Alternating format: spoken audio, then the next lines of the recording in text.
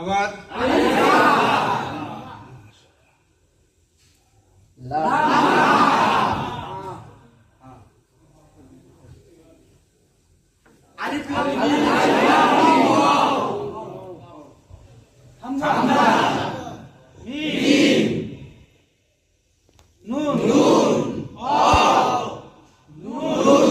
মাশাআল্লাহ। এই আয়াতটা কি আপনারা গতকাল গণিত পড়ছেন? আচ্ছা, এখন বানান করেন তো, বানান করেন, বানান করেন।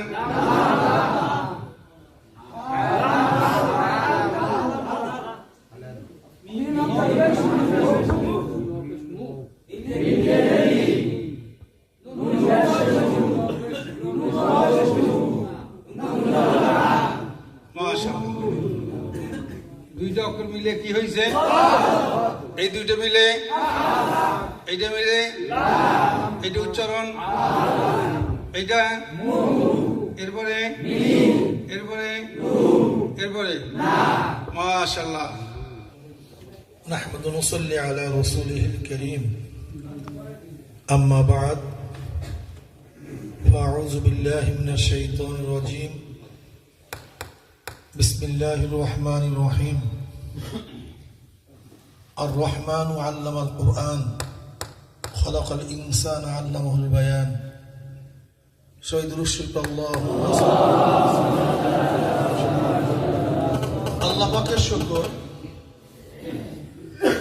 যেই মওলাই কারীম আপনাকে আমাকে সর্বশ্রেষ্ঠ গ্রন্থ কিতাব আল কোরআন পড়ার তৌফিক দান করছেন, এর জন্য শুকরিয়া দান সবাই বলে আলহামদুলিল্লাহ। কোরআন এক দামি কিতাব, অনেক দামি। কোরআন দামি হওয়ার কারণে কোরআন যেখানে যেখানে স্পর্শ করছে সেই জিনিসটাও দামি হয়ে গেছে। হ্যাঁ, কোরআন নাজিল হয়েছে রমজান মাসে, এর জন্য সমস্ত মাসের মধ্যে রমজান মাস শ্রেষ্ঠ। কোরআন নাজিল হয়েছে মক্কায়, সমস্ত নগরীর মধ্যে মক্কা নগরী শ্রেষ্ঠ। কোরআন নাজিল হয়েছে সে হেরা পর্বতে, হেরা গুহায়, সমস্ত পাহাড়ের মধ্যে হেরা পাহাড় দামি, শ্রেষ্ঠ, সবচেয়ে দামি। কোরআন নাজিল হয়েছে শবে কদরের রাত্রিতে, এর জন্য সমস্ত রাত্রির মধ্যে শবে কদর রাত্রি দামি, যেহেতু কোরআন দামি। কোরআন নিয়ে আসছে হযরত জিবরিল আলাইহিস সালাতু ওয়াস সালাম, এর জন্য সমস্ত ফেরেশতাদের মধ্যে জিবরিল সবচেয়ে দামি। কোরআন নাজিল হয়েছে আমার নবীর উপরে, এর জন্য আমার নবী সমস্ত নবীর চেয়ে শ্রেষ্ঠ নবী। কোরআন যেই কাগজে লিপিবদ্ধ করায় লিখা হয়, সেই কাগজটা সমস্ত কাগজের চেয়ে দামি হয়ে যায়। কোরআনকে যেই কাপড় দ্বারা আবৃত করা হয়, গেলাপ দেওয়া হয়, সেই কাপড়টাও সমস্ত কাপড়ের চেয়ে দামি হয়ে যায়। কোরআন যেই কাঠের উপরে, রেহালের উপরে রেখে তেলাওয়াত করা হয়, কোরআনের স্পর্শ করার কারণে সেই কাঠটাও দামি হয়ে যায়। কি বুঝলেন? কোরআনের সাথে যেই জায়গার সম্পর্ক, যে জমানার সম্পর্ক, যে রাত্রির সম্পর্ক, যে ব্যক্তির সম্পর্ক, যে জিনিসের সম্পর্ক, সেই জিনিসটাই কি হয়ে গেছে না? এখন বলেন তো, যেই অন্তরের মধ্যে, কলবের মধ্যে কোরআন থাকবে, কি হবে? সে দামি হয়ে যাবে। যে কলবের মধ্যে কোরআন থাকবে, সে ব্যক্তিও দামি হয়ে যাবে। ব্যাস এইটাই। সূরা রহমানের মধ্যে আল্লাহ পাক কি বলেন? আর রহমান আল্লামাল কোরআন খলাকাল ইনসান আল্লামুল বায়ান। আর রহমান আল্লামাল কোরআন খলাকাল ইনসান। আমাকে বলেন তো, মানুষ তো প্রথম সৃষ্টি হবে, এরপর কোরআন তেলাওয়াত করবে। সৃষ্টি হয় নাই, তা তেলাওয়াত করবে কিভাবে আমাকে বলেন? কিন্তু আল্লাহ পাক কিভাবে আয়াত নাযিল করছে চিন্তা করছেন? রহমানকে আল্লামাল কোরআন, যিনি শিক্ষা দিয়েছেন কোরআন। আর রহমানু আল্লামাল কোরআন, ওই খোদা, ওই আল্লাহ যিনি শিক্ষা দিয়েছেন কোরআন। আল্লামাল কোরআন, খলাকাল ইনসান। এরপর কি বলেন? তিনি সৃষ্টি করেছেন মানুষকে। প্রথম কোরআন শিক্ষার কথা বলার পরে এরপরে বলতেছেন তিনি মানুষ সৃষ্টি করেছেন। অথচ উচিত ছিল এইভাবে, খলাকাল ইনসান আল্লামা, খলাকাল ইনসান আর রহমানু আল্লামাল কোরআন। আল্লাহ তিনি যিনি সৃষ্টি করেছেন মানুষ এবং শিক্ষা দিয়েছেন কোরআন। কিন্তু বয়ানের সময় কিভাবে বয়ান করছেন?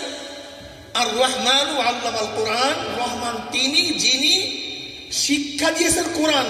খলাকাল ইনসান, এরপর বলেন তিনি সৃষ্টি করেছেন মানুষ। কি বুঝলেন? খুব কঠিন কথা, খুব কঠিন কথা। তার মানে যার মধ্যে কোরআন আছে সে মানুষ, আর যার মধ্যে কোরআন নাই সে মানুষই না। যার মধ্যে কি আছে সে কি? আর যার মধ্যে কোরআন নাই আসলে বাহার সে মানুষই না, সে চতুষ্পদ জানোয়ার। তার মধ্যে মানবতা বলতে কিচ্ছু নাই। এর জন্য যে কোরআন থেকে গাফেল, আল্লাহ পাক তাকে কি বলছেন? উলাইকা কাল আনআমি বাল হুম আদাল। অন্য আয়াতে কি বলছেন? উলাইকা হুম শাররুল বারিয়া। ওগুলো চতুষ্পদ জানোয়ারের চেয়ে খারাপ। বিশ্বাস হয় না? দেখেন, আল্লামা গাজ্জালী রাহমাতুল্লাহ আলাইহি বলেন, আল্লাহ পাক তার কুদরতে 3 ধরনের মাখলুকাত সৃষ্টি করেছেন। নাম্বার 1 ফেরেশতা, নাম্বার 2 জানোয়ার, নাম্বার 3 মানুষ। জানোয়ার, ফেরেশতা, মানুষ। আল্লাহ পাক জানোয়ার সৃষ্টি করেছেন, প্রবৃত্তি দান করছেন, কিন্তু আকল দান করেনি, জ্ঞান দান করেনি। যেমন একটা গরুর খাওয়ার চাহিদা আছে, কিন্তু জ্ঞান নেই কোনটা খানা বৈধ কোনটা অবৈধ, এই জ্ঞান তার মধ্যে নাই, আসে শুধু চাহিদা। আল্লাহ পাক সৃষ্টি করছেন ফেরেশতা, যার মধ্যে আছে জ্ঞান, নাই কোনো চাহিদা। ফেরেশতাদের মধ্যে প্রচুর জ্ঞান আছে, জ্ঞানের কোনো অভাব নেই, কিন্তু নাই কি? খানার লোভ নাই, বিবাহের আকর্ষণ নাই, বিল্ডিং বানাবার টেনশন তার মধ্যে নাই, আছে শুধু জ্ঞান। তা জানোয়ারের মধ্যে আছে চাহিদা, নাই বলেন আছে নাই? ফেরেশতাদের মধ্যে আছে নাই? উভয় সমন্বয় মানুষ, উভয় সমন্বয় মানুষ। মানুষের মধ্যে চাহিদাও আছে, জ্ঞানও আছে। মারাত্মক। যেই মানুষ তার জ্ঞান দ্বারা তার চাহিদাকে কন্ট্রোল করতে পারে, সেই মানুষটা ফেরেশতাদের চেয়ে দামি হয়ে যায়। ওয়ালাকাদ কাররামনা বানি আদম। আল্লাহ পাক এই বানি আদমকে সর্বশ্রেষ্ঠ জীব হিসাবে আল্লাহ পাক সৃষ্টি করেছেন। আর যেই মানুষটা তার জ্ঞান দ্বারা তার চাহিদাকে কন্ট্রোল করতে পারে না, ওই মানুষটা উলাইকা কাল আনআমি বাল হুম আদাল, ওরা চতুষ্পদ জানোয়ারের চেয়ে খারাপ হয়ে যায়। বুঝেন নাই? দেখেন রাগ আছে কি নাই? বাঘের মধ্যেও, কুকুরের মধ্যেও, সাপের মধ্যেও, কিন্তু কন্ট্রোলিং পাওয়ার নেই। এই রাগ কোথায় প্রয়োগ করতে হবে, কোন জায়গায় ব্যবহার করতে হবে, এই কন্ট্রোলিং পাওয়ার নেই। আপনার মধ্যে আমার মধ্যে রাগ আছে, কিন্তু আল্লাহ পাক সাথে সাথে কন্ট্রোলিং পাওয়ার দিস। খবরদার সব জায়গায় রাগ ব্যবহার করিও না। আল কাযিমিন আল গায়জ ওয়াল আফিনা আন নাস আল্লাহু ইউহিব্বুল মুহসিনিন। কাজে যেই ব্যক্তি তার রাগকে আকল বা জ্ঞান দ্বারা কন্ট্রোল করতে পারে না, সে ওই জানোয়ারের মতো ব্যবহার করে, যাকে ইচ্ছা তাকে সবল দেয়, যাকে ইচ্ছা তার উপরে চড়াও হয়, যাকে ইচ্ছা তাকে ক্ষতিগ্রস্ত করে। কি কথা ঠিক না? কিন্তু যে রাগকে কন্ট্রোল করতে পারে সে ব্যক্তি মানুষ, সে দামি হয়ে যায়। দেখছেন না, অনেক মানুষ রাগ উঠছে, স্ত্রীর সাথে যা ইচ্ছা তাই ব্যবহার করে, তালাক দিয়ে দেয়, আল্লাহ মাফ করে দেও। হ্যাঁ, এরপর কি অবস্থা হয়? যখন রাগ ঠান্ডা হয়, কি করলাম, কি করলাম, সব তো শেষ। এবার শয়তান বলে, আরে ভাই কোনো টেনশন নেই, আবার নিয়ে আস, জীবন ভর। শয়তান ন্যাংরা, অন্যগুলি ভালো। তা ইবলিস তো সবার কাছে জায়েজা তলব করতেছে। কি করছস আজকে সাগরেদরা, করছস কি?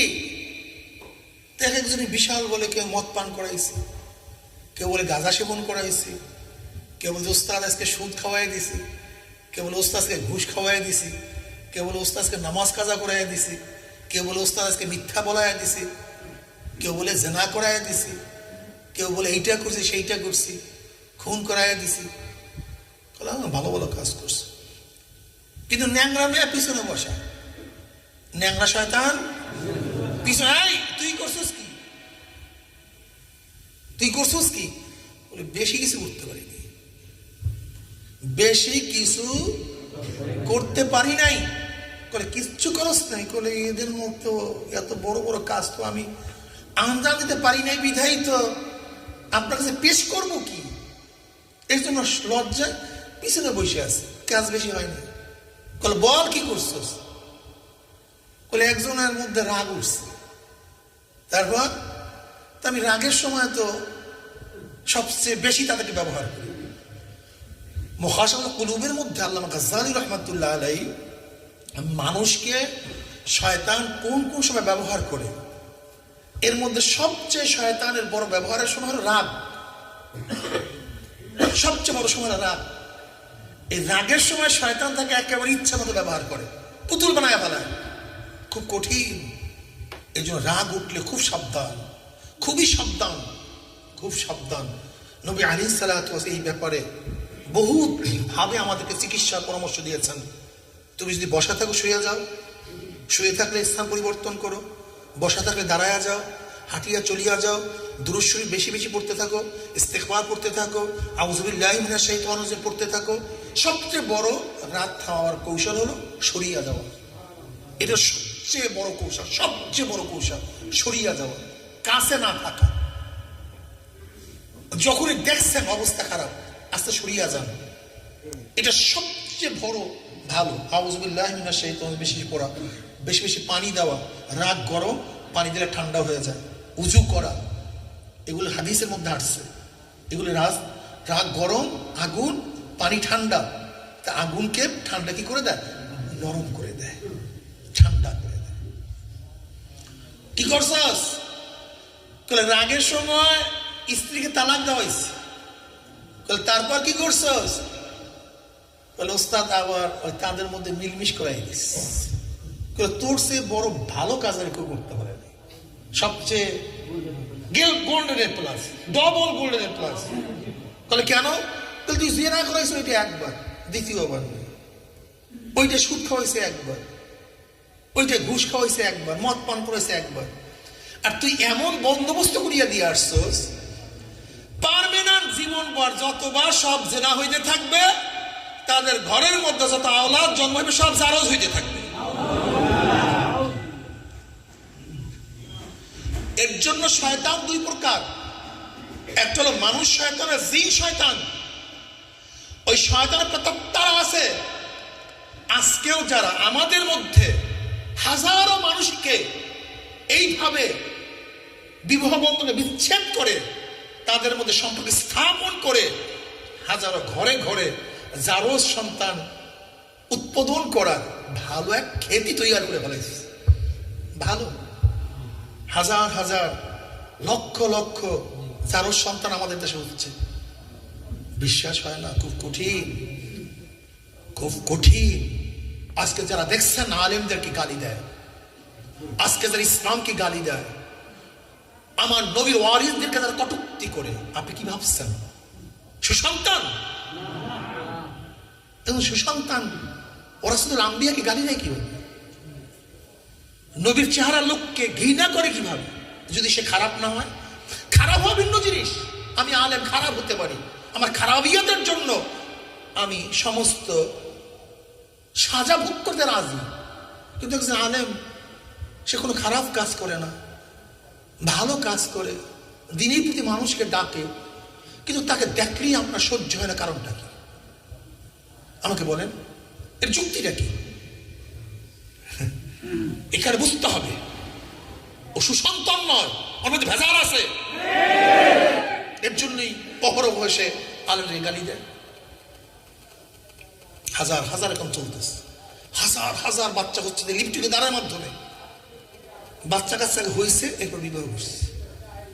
আমরা দেখেন নাই এক ইউনিভার্সিটিতে বাচ্চা জন্ম হয়েছে, এরপরে কার বাচ্চা একজন দাবি করছে বাচ্চাটা আমার। বিবাহবন্ধন হয় নাই, কিন্তু চলছে। কি যে চলতেছে আপনারা জানেনই না, কি যে চলতেছে আপনারা জানেনই না, কি খারাপ অবস্থা চলতেছে। যাই হোক, আমি অনেক কথাই বলে ফেলছি। আর রহমান আল্লামাল কোরআন খলাকাল ইনসান। তাই যে ব্যক্তি আসলে কোরআন শিখবে সে হলো মানুষ, আর যে কোরআন শিখবে না আসলে সে মানুষই না, মানুষ রূপী এক জানোয়ার। আপনারা আসছেন, খুব ভালো, 1 ঘন্টা সময় দিবেন, সাথীদেরকে বলবেন। চরমনাইতে আপনারা আসছেন, আল্লাহর কুতুবরা কি যে খেদমত করছে আপনাদের অনেকের জানাই নাই। আজকে 68,000 গ্রাম, 68,000 কোরআনী মাদ্রাসা করার প্রোগ্রাম তারা হাতে নিয়েছেন। সুবাহি মাদ্রাসার নামে প্রত্যেক মসজিদে মসজিদে এই কোরআন তালিমের ব্যবস্থা করেছেন। আজকে বয়স্ক শিক্ষার মাধ্যমে আমার যে সমস্ত মুসলমান ভাইয়েরা ছোটবেলা পড়তে পারে নাই, তাদেরকে কোরআন শিক্ষা দেওয়ার ব্যবস্থা করেছেন। আজকে ইসলাম হুকুমাত কায়েম করার জন্য তারা চেষ্টা করেছেন। আজকে বড় আলেম হওয়ার জন্য সেই মাদ্রাসা প্রতিষ্ঠান তারা খুলেছেন। আজকে ঘরে ঘরে মানুষ যেন দ্বীনি দাওয়াত পায় সেই ব্যবস্থা তারা করেছেন, কিন্তু আমাদের জানাই নেই। এর জন্য খুব খুশি হয়েছি, অনেক ভালো লাগতেছে। মনে চায় আরো অনেক কথা বলি, কিন্তু রাত্রি অনেক হয়ে গেছে। ভালো লাগতেছে, খুশি হয়ে গেছে, অন্তর ভরে গেছে। আজকে কলিশায় প্রশান্তি যে চরমনায় আমার সমস্ত বন্ধুরা, চরমনায় প্রত্যেকটা মানুষ আল্লাহর ওলি হবে, চরমনায় প্রত্যেকটা সন্তান আল্লাহর কুতুব হবে। প্রত্যেকটা সন্তান, যদি হাজারো মাইল দূরের থেকে মানুষ এসে এখানে আল্লাহ আল্লাহ হতে পারে, তা আপনাদের অসুবিধা কোথায়? অসুবিধা কোথায়? আমার প্রত্যেকটা যুবক, আমার প্রত্যেকটা সন্তান চরমনায়, আমার প্রত্যেকটা ভাই, প্রত্যেকটা মা, তারা আল্লাহর ওলি হয়ে যাবে। তারা কোরআন শিখবে, নামাজ পড়বে। চরমনায় যারা ঢুকবে মনে হবে যেন এক বিশাল ইসলামী কান্ট্রিতে চলে আসছি। সব মানুষ নামাজি, দিনদার, রোজাদার, দাড়িওয়ালা, টুপিওয়ালা, গান নাই, বাজনা নাই, বাস হেমায়তের মধ্যে মগ্ন। প্রত্যেকে সহযোগী, প্রত্যেকে সাহায্য করে। কেউ কারটা মেরে খায় না, কারো অত্যাচার করে না, জুলুম করে না, নির্বিচারে কাউকে হত্যা করে না। সব মানুষগুলি আপন হয়ে গেছে। এর নাম হল ইসলামী সমাজ, এর নাম ইসলামী সমাজ। শুধু আমাকে নিয়ে ব্যস্ত থাকবে না। আমার ভাই সে দুর্বল অবস্থায় আছে, সবাই টেনে তাকে উঠায় নেব। এক ভাই অসুস্থ আছে, সবাই মিলে তাকে সাহায্যের ব্যবস্থা করব, চিকিৎসার ব্যবস্থা করব। এটা সহজ না ভাই? এর নাম মুসলমান, এর নাম ইসলাম। আমি একাই না, আমি একা ভালো হব না, সবাই ভালো তা আমিও ভালো। তা মানি আমার সমস্ত অঙ্গ ভালো, হাতটা অসুস্থ। আপনার ভালো না খারাপ? কেন? আপনার সব অঙ্গ তো ভালো, শুধু হাতটা অসুস্থ, সমস্যা কি? হ্যাঁ, আপনার সমস্ত অঙ্গ ভালো, শুধু চোখটা খারাপ, অসুবিধা কি?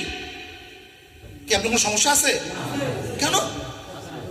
আপনার 32টা দাঁতের সবই ভালো, শুধু একটা দাঁতের যন্ত্রণা করে, সমস্যা আছে? যেরকম আমার সমস্ত অঙ্গ ভালো, একটা অঙ্গ অসুস্থ থাকলে আমি ভালো না। নবী আলাইহিস সালাম কি বলছেন? আল মুমিনু কারাজুল ওয়াহিদ, ইন ইসতাকা আইনুহু ইসতাকা কুল্লু ওয়া ইন ইসতাকা রাসুহু ইসতাকা কুল্লু। আমার নবী কি বলছেন? গোটা দুনিয়ার মুমিন একটা শরীরের মতো, আল মুমিনু কা গসলিন ওয়াহিদ, গোটা মুমিন একটা মানুষের মতো। ইনিস্তাকা আইনু ইস্তাকা কুল্লু, যেমন আমার শরীরে চোখে অসুস্থ হলে গোটা শরীরটাই অসুস্থ হয়ে যায়, মাথায় বেদনা সৃষ্টি হলে গোটা শরীরটা দুর্বল হয়ে যায়। ঠিক মাশরিক থেকে মাগরিব পর্যন্ত, জুনুব থেকে শিমাল পর্যন্ত গোটা দুনিয়ার মধ্যে একজন মুমিন যদি অসুস্থ হয়, ব্যথিত হয়, তার ব্যথায় যদি তুমি ব্যথিত না হও, তাহলে মনে রাখতে হবে তুমি মুমিন না, তুমি মুমিন না। তোমার এক অঙ্গ অসুস্থ আর তুমি নিজেকে সুস্থতা মনে করতেছ, এর নাম মুমিন না, এর নাম মুমিন না। আল মুমিনু কা গসল ওয়াহিদ। কাজে সবাইকে নিয়ে চিন্তা করতে হবে, সমাজ নিয়ে চিন্তা করতে হবে, পরিবার নিয়ে চিন্তা করতে হবে। আমরা পরিপূরক, একে অপরের সমন্বয়ে কাজ করব। কাজে আল্লাহ আমাকে এবং আমাদের সবাইকে, আমাকে এবং আমাদের সবাইকে যে নসিহাতগুলি করছি, এই নসিহাতের উপর আমাকে আমল করার তৌফিক দান করেন এবং আমাদের সবাইকে আমল করার তৌফিক দান করেন। খুব ভালো লাগছে, এরকম প্রত্যেকটা মসজিদে এই অনুষ্ঠান হোক, সবাই কোরআন শিক্ষা গ্রহণ করুক, কোরআন আমল করুক। নাস্তিকদের মাথার মধ্যে ব্যথা সৃষ্টি হয়ে গেছে, পাগল হয়ে গেছে, নাস্তিক অলরেডি পাগল হয়ে গেছে। হ্যাঁ, প্রায় মনে হয় পাবনা প্রত্যেককে পাঠাতে হবে, কি কথা ঠিক না? ওদেরকে ওই পাবনা জেলখানায় আটকাবো, ওদেরকে বাইরেও রাখা যাবে না। আল্লাহ পাক আমাকে এবং আমাদের সবাইকে কবুল করে না। এখন আমরা আলহামদুলিল্লাহ সবক দেব। আল্লাহ কবুল। أعوذ بالله من الشيطان الرجيم. بسم الله الرحمن الرحيم.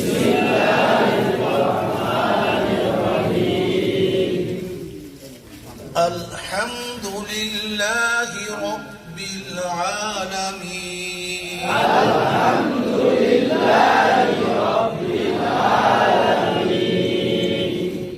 الرحمن الرحيم.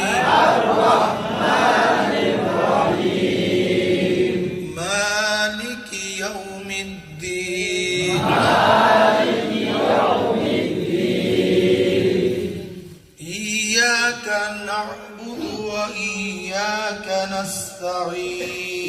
إياك نعبد وإياك نستعين. اهدنا الصراط المستقيم. اهدنا الصراط المستقيم. صراط الذين أنعمت عليهم. صراط الذين أنعمت عليهم. غير المغضوب عليهم ولا الضالين.